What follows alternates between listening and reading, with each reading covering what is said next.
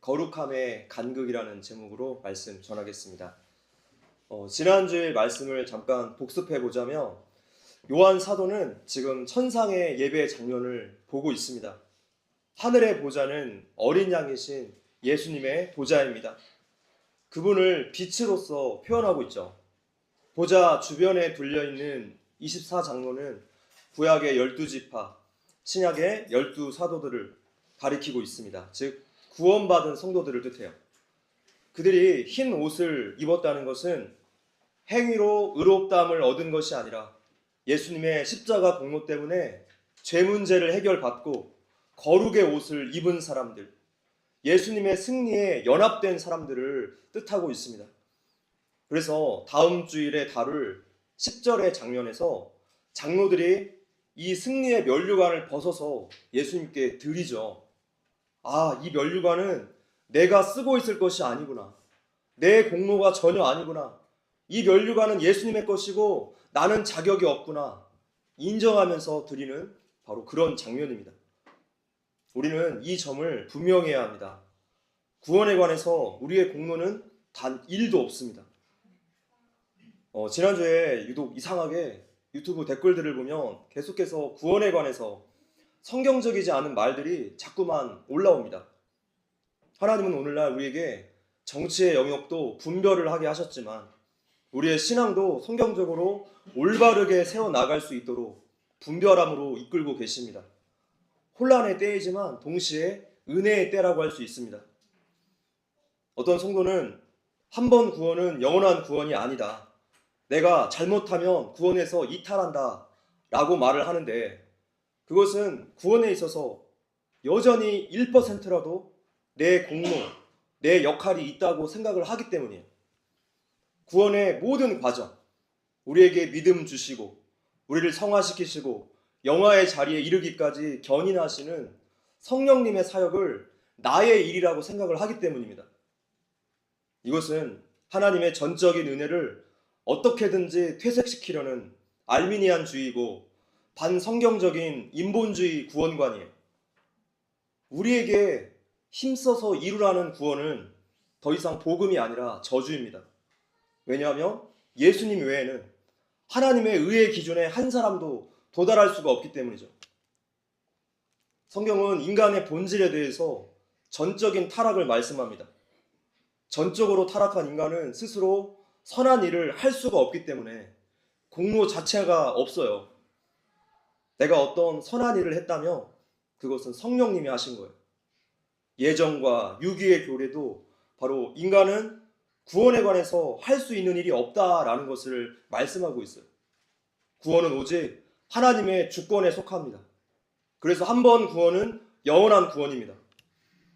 자, 그런데 이러한 구원 교리를 말하면 반드시 돌아오는 대답이 있어요. 그러면 구원은 확정되었으니 그 이후로는 아무렇게나 막 살아도 되겠네?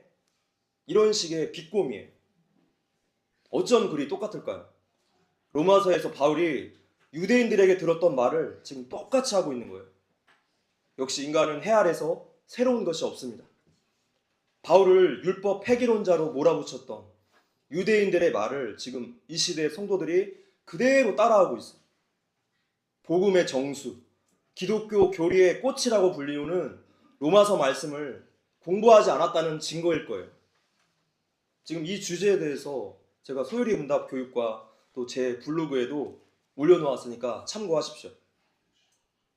내 공로가 전혀 없음을 깊이 인정하고 그래서 24장로들이 예수님께 면류관을 벗어드리고 있습니다. 주님이 다 하셨습니다. 오직 주님의 공로입니다. 우리 인사할까요? 하나님이 다 하셨습니다. 하나님이 다 하셨습니다. 아멘. 이 겸손한 고백이 우리의 입술에 날마다 붙어 있어야 합니다. 하나님이 다 하셨습니다. 할렐루야.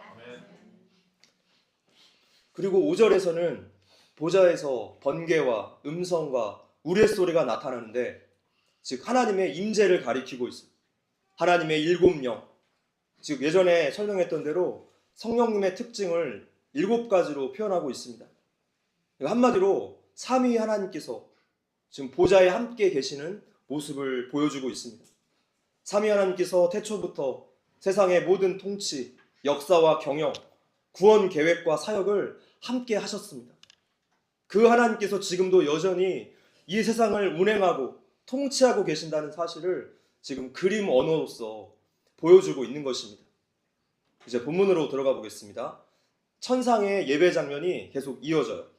6절입니다. 자, 시작. 보좌 내 수천과 같은 유리 바다가 있고 보좌 가운데와 보좌 주위에 매수님이 앞뒤에 문들이 가득하더라. 자, 보좌 앞에 수정과 같은 유리 바다가 있습니다. 요한이 계시록 4장 1절에서 이리로 올라오라 라는 음성을 듣고 올라갔고, 요한과 보좌 사이에 지금 유리 바다가 있습니다. 요한은 유리 바다 건너편에 있는 그 보좌를 멀찍이서 바라볼 뿐이죠. 이것이 바로 요한과 하나님 보좌의 간극이에요. 뭐뭐와 같다라는 표현은 실제가 아니라 문학적인 표현입니다. 바다가 어떻게 유리로 이루어질 수 있겠습니까? 유리로 뛰어들면 큰일 나죠. 그래서 직역을 하자면 요한은 바다와 같은 어떤 것을 보았고, 그 바다와 같은 어떤 것은 수정과 같았고 유리와 같았다, 이렇게 해석돼요. 그래서 유리바다에는 두 가지의 의미가 있습니다. 유리바다의 의미 첫 번째는 바로 존재의 차이, 질적인 차이라고 할 수 있습니다. 유리바다는 창세기 1장 7절에 언급된 궁창을 뜻합니다. 궁창은 에스겔서 1장 22절에도 언급되어 있죠. 같이 읽어볼게요. 시작. 그 생물의 머리 위에는 수정 같은 궁창의 형상이 있어 보기에 두려운데 그들의 머리 위에 펼쳐져 있고. 자, 이렇게 궁창, 유리바다라는 드넓은 공간이 하나님과 인간 사이의 간극을 표현해주고 있어요. 인간이 함부로 접근할 수가 없는 창조주와 피조물의 이 무한대의 차이를 표현해주고 있습니다. 하나님께서 인간과 얼마나 다른가, 그분의 초월성, 그분의 위엄을 상징적으로 표현해주고 있습니다. 상대방을 높이기 위한 한자말 표현법 중에 상대방이 거처하고 있는 그 공간 다음에 아래 하자를 쓰는 표현법들이 우리나라에 꽤 있습니다. 황제는 폐하라고 하죠. 폐는 선도를 말합니다. 즉 돌계단. 신하들이 황제의 같은 위치에 있지 못하기 때문에 돌계단 아래에서 우러러봅니다. 왕은 전하라고 하죠. 신하들이 전각 아래에서 왕을 대면한다는 뜻이에요. 대통령은 각하라고 합니다. 누각 아래에서 뵙는다라는 뜻이죠. 자, 이러한 표현법들은 신분의 차이를 알려줍니다. 감히 가까이 다가갈 수 없다라는 뜻이에요. 황제를 섬돌 아래에서 뵙고 왕을 전각 아래에서 뵙는다면 온 우주의 왕이신 하나님은 우리가 도대체 어디에서 배워야 할까요? 지구에서 가장 높은 산은 해발 8,848m인 에베레스트 산이고, 가장 깊은 곳은 11,034m의 깊이인 마리아나 해구라고 합니다. 자, 그렇다면 하나님은 에베레스트 산 꼭대기에 올리고 또 우리는 마리아나 해구에 들어가서 뵈면 될까요? 지금 하늘의 보좌 앞에 유리 바다가 있다는 말씀이 이러한 개념이에요. 하나님은 우리와 차원이 다른 높고 존귀하신 분이라는 뜻입니다. 그런 분이 피조물인 우리의 아버지가 되어주셨어요. 우리는 지금 신약을 살고 있습니다. 신약에 살고 있는 우리가 예수님 때문에 얼마나 큰 은혜를 입었는 줄 아십니까? 구약에서 이스라엘 백성들은 이집트의 노예였죠. 그런데 그들을 출애굽시키셔서 이제 자유민이 되게 하셨어요. 그리고 제사장 나라로 삼아주십니다. 고대 사회에서 가장 하층민 계급, 노예가 가장 높은 계급인 제사장이 된다는 것은 말도 안 되는 일이에요.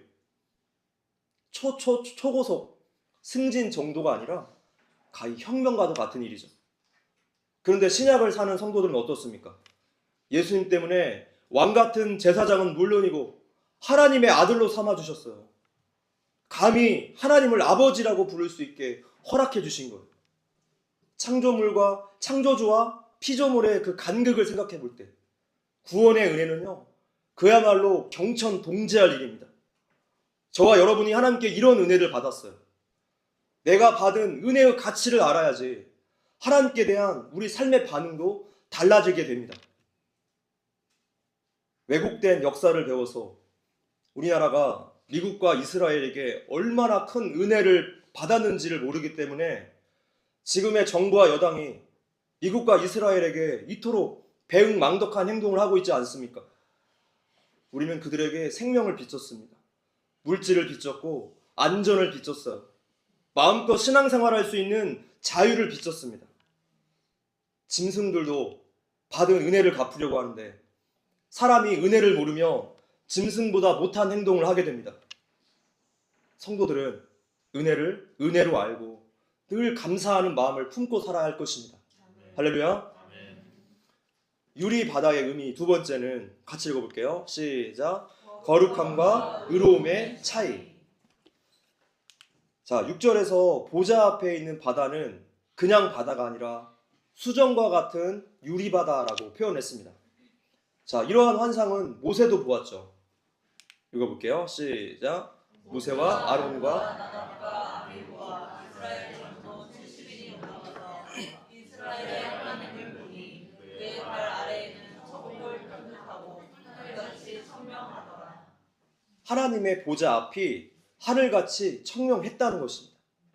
하나님은 우리 같은 더러운 죄인이 도저히 건널 수가 없는 거룩함과 의로움을 가지신 분이라는 뜻이에요. 하나님은 어떤 분이신가? 그분은 얼마나 죄를 싫어하시는가? 이것을 우리가 분명히 알아야 합니다. 그분께는 티끌만한 죄도 용납되지 않아요. 작년 6월에 저희 사모님이 논문 포스터 덕분에 핀란드에 같이 갔었습니다. 공항 출국장 보안 검색대에서 제 차례에 막 소리가 울리는 거예요. 긴장을 했어요. 알고 봤더니 벨트에서 나는 그 쇠 때문에 나는 소리였습니다. 금속 탐지기에 걸리는 것들은 검색대를 통과할 수 없어요. 마찬가지입니다. 하나님께 죄인은 아무리 작은 죄라고 용납될 수 없습니다. 그래서 이 세상의 악인들은 마치 잠깐 보이다가 사라지는 안개와 같이 사라지게 될 것입니다. 하나님 앞에서 악은 용납되지 않기 때문이에요. 우리는 오늘 반드시 죄 문제를 해결해야만 합니다. 하나님은 그분의 아들 예수님을 십자가에서 죽이실 정도로 죄를 미워하십니다. 죄의 삭은 사망이죠. 죄의 대가는 누군가가 반드시 죽어야 돼요. 그래서 예수님의 죽으심으로 그분의 공로 덕분에 이 거룩하신 분께 우리가 아버지라고 부르면서 이렇게 관계할 수 있게 되고 예배드릴 수 있게 되었어요. 이것은 기적 중의 기적입니다. 다른 것이 기적이 아니라 우리가 예수 믿고 구원받고 하나님과 관계할 수 있게 된 것이 기적이에요. 처참한 우리의 영적 상태, 우리의 영적 위치를 안다며 하나님의 거룩하심과 나의 간극을 안다며 이 감탄은 더욱 깊어질 수밖에 없는 것이죠. 전적으로 타락한 자가 어떻게 죽지 않고 그 거룩하신 하나님 앞에 나아갈 수 있겠습니까? 오직 예수님께서 이루신 십자가 공로 덕분입니다. 이 은혜를 묵상할 때마다 우리는 감사 찬양하지 않을 수 없어요. 이 엄청난 간극 앞에서 어디 인간이 행위 구원을 들이댑니까? 몰라도 너무 모르기 때문이에요. 또한 이토록 거룩하신 하나님 앞에서 오늘 우리나라는 어떻습니까? 온갖 우상 숭배와 교회 배도와 범죄함을 넘치게 보고 있습니다. 하나님께서 과연 전 세계에서 가장 더럽다고 해도 과언이 아닌 지금 우리나라를 가만히 놔두시겠습니까? 우리는 떨며 죄를 회개하고 하나님께 오직 긍휼하심을 구하는 것밖에는 살 길이 없어요. 교회가 먼저 회개하지 않으면 이 나라는 망합니다. 하나님의 긍휼하심에 기대어서 우리가 살려달라고 부르짖어야 돼요. 성도 여러분, 지금은 회개의 때인 줄 믿습니다. 회개밖에 답이 없어요. 다음 빨간 글씨 읽어볼게요. 시작. 보좌 가운데와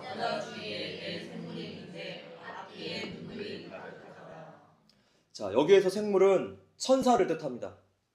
천사가 보좌 주위에 있는 것은 이해가 가는데 천사가 보좌 가운데 있다는 것은 무슨 뜻일까요? 하나님은 영이시죠. 형상이 없습니다. 천사도 영입니다. 그러면 요한에게 그렇게 보였을 뿐이에요.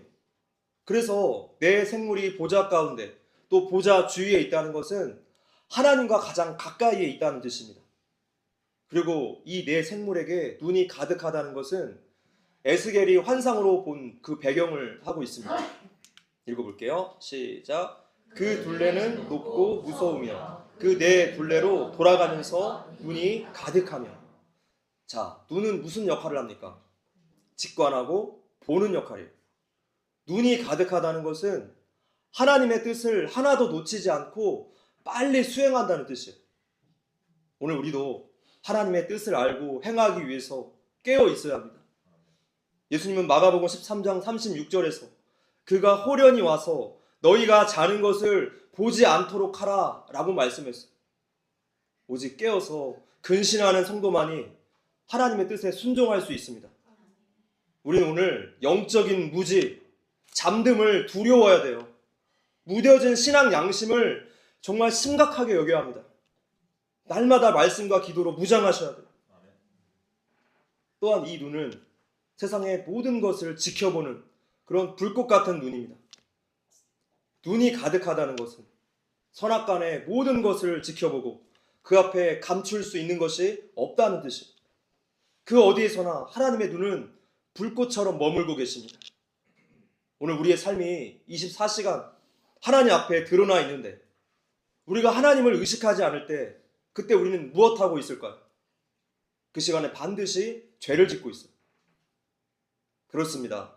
하나님을 의식하지 않으면 우리는 반드시 죄를 짓는 연약한 존재들이에요.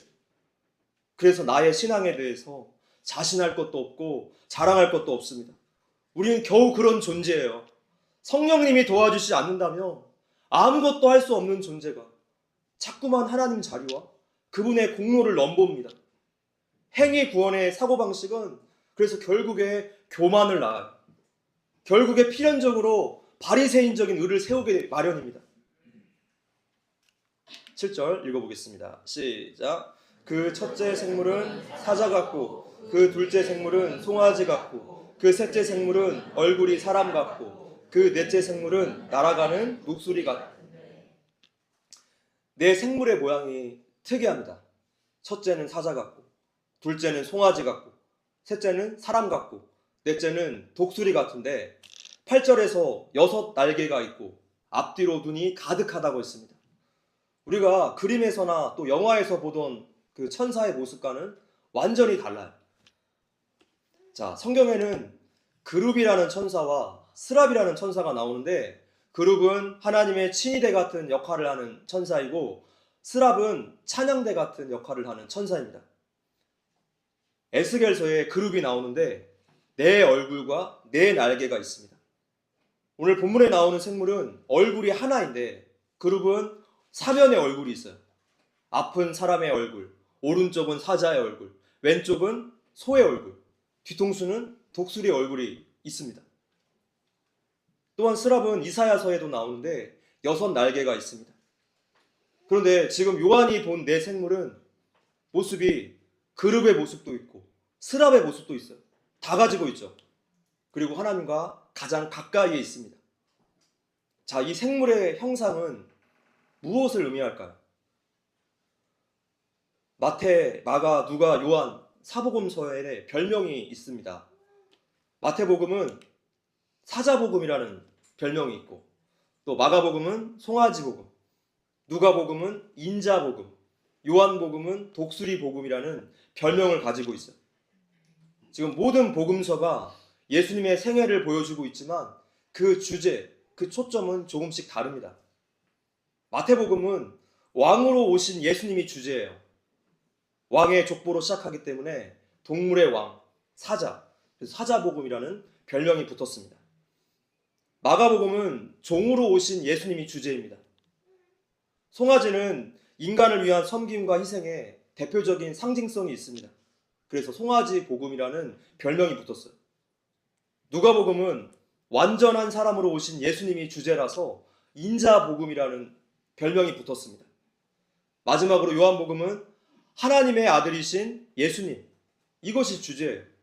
그분의 낮아지심과 높아지심이 주제라서 부활 승리하시고 하늘로 승천하신 예수님, 하늘로 비상하는 독수리의 모습을 생각하면서 독수리 복음으로 그렇게 별명을 붙였습니다. 자, 이렇게 생물마다 가지고 있는 특징적인 메시지가 있다는 것입니다. 지금 요한이 보고 있는 생물과 그대로 연결이 되죠. 우리가 하나님의 형상으로 지음을 받은 것처럼 이 천사들은 예수님의 일부 속성을 담은 그런 천사들입니다. 아마 천사들 가운데서 아주 높은 지위에 있는 천사들이 아닌가 싶습니다. 근데 이 천사들이 무엇을 합니까? 하나님을 찬양하죠. 8절입니다. 읽어볼게요. 시작. 내 생물은 각각 6날개를 가졌고 그 안과 주위에 있는 문들이 가득하더라. 그들이 밤낮 쉬지 않고 이르기를 거룩하다 거룩하다 거룩하다 주 하나님 곧 전능하신 이여 전에도 계셨고 이제도 계시고 장차 오실 이시라 하고. 아멘. 내 생물에게 날개가 있는데 날개는 하나님의 일을 하라고 주신 거예요. 날개를 6개를 주신 것은 하나님의 명령에 따라서 신속하게 그 뜻을 집행하라는 뜻입니다. 이들은 하나님께 수종두는 존재들이었죠. 마찬가지입니다.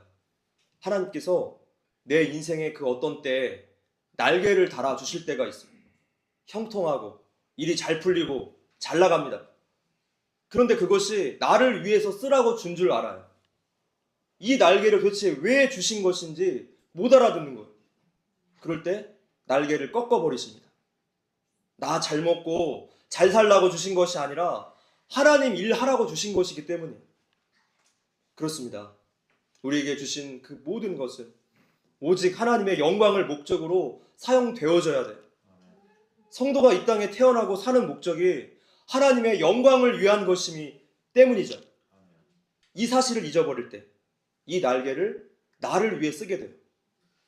목적을 분명히 세워야지 그 삶도 올바르게 세워지는 법입니다.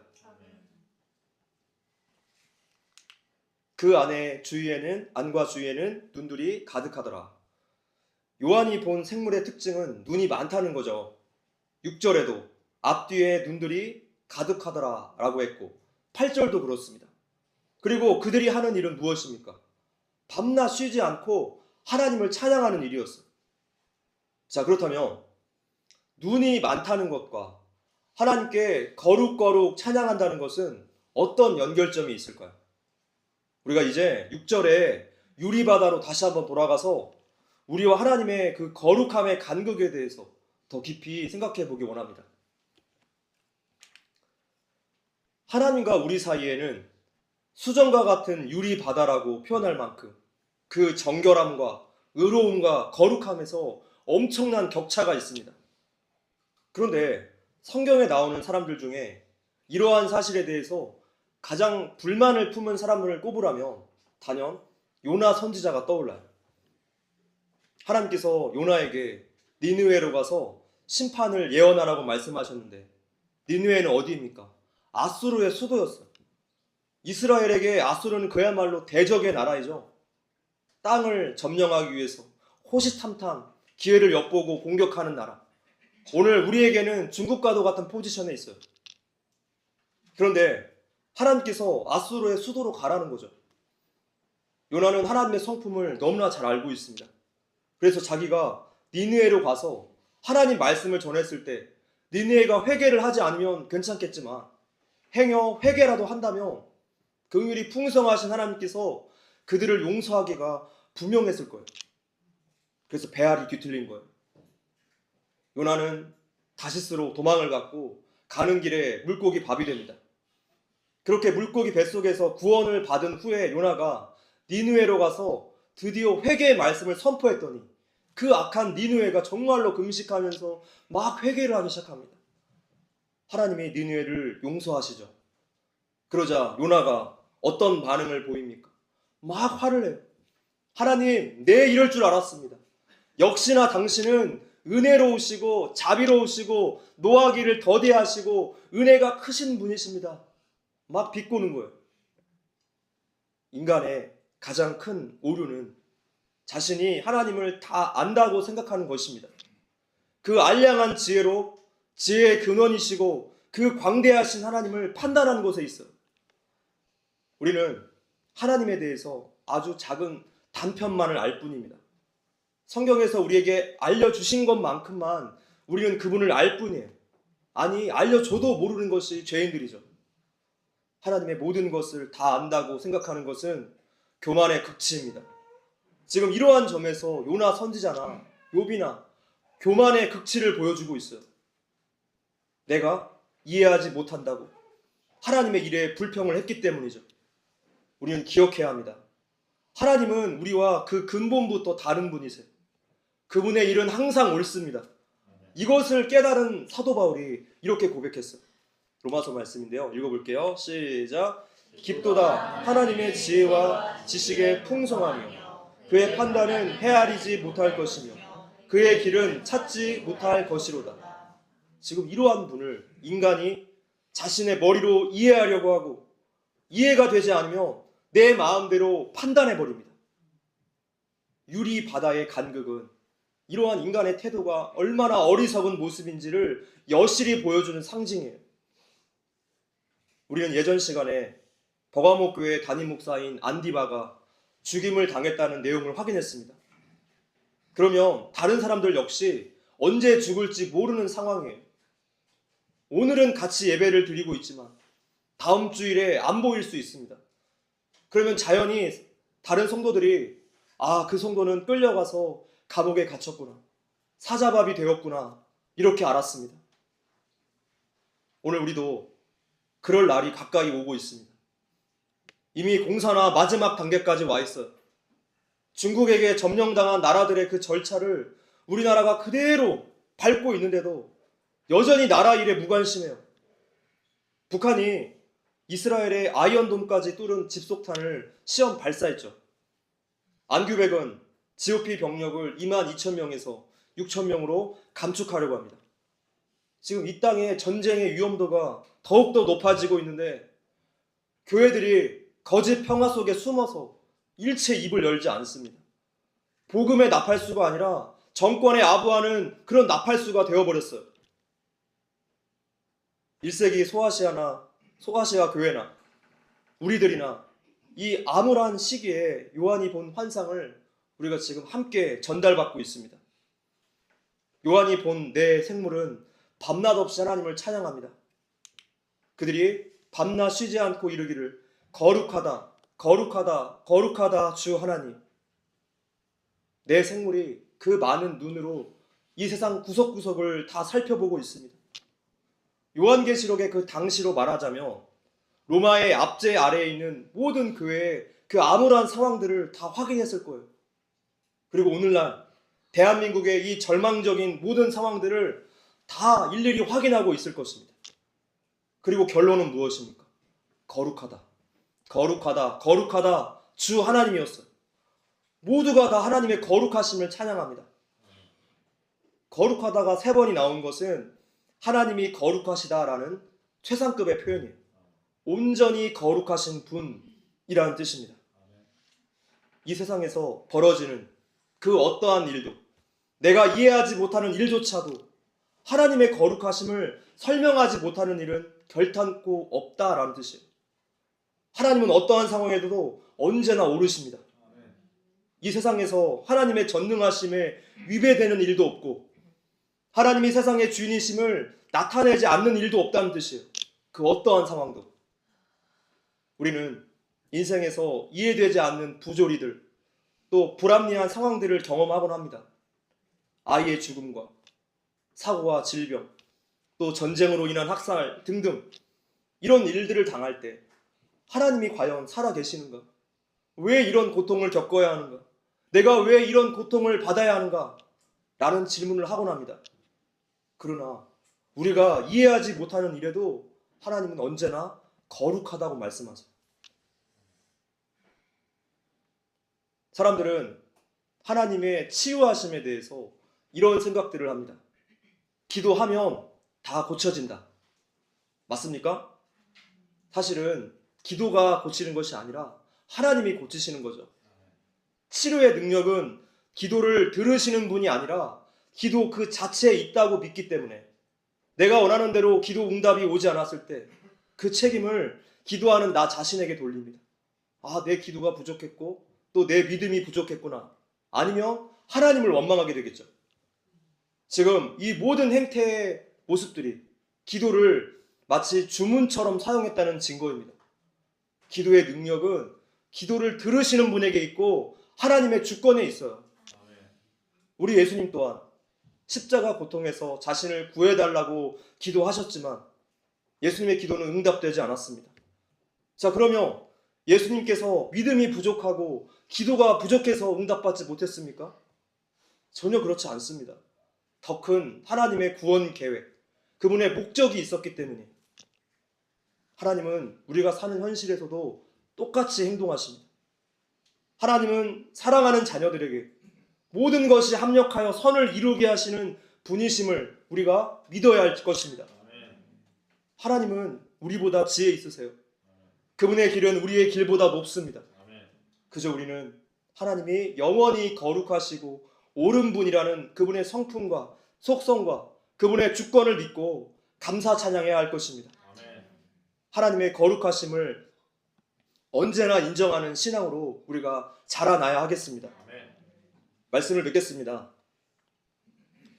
광해, 왕이 된 남자라는 영화가 있었는데 그 영화를 보면 왕을 아련하기 위해서 사전교육을 받는 장면이 나옵니다.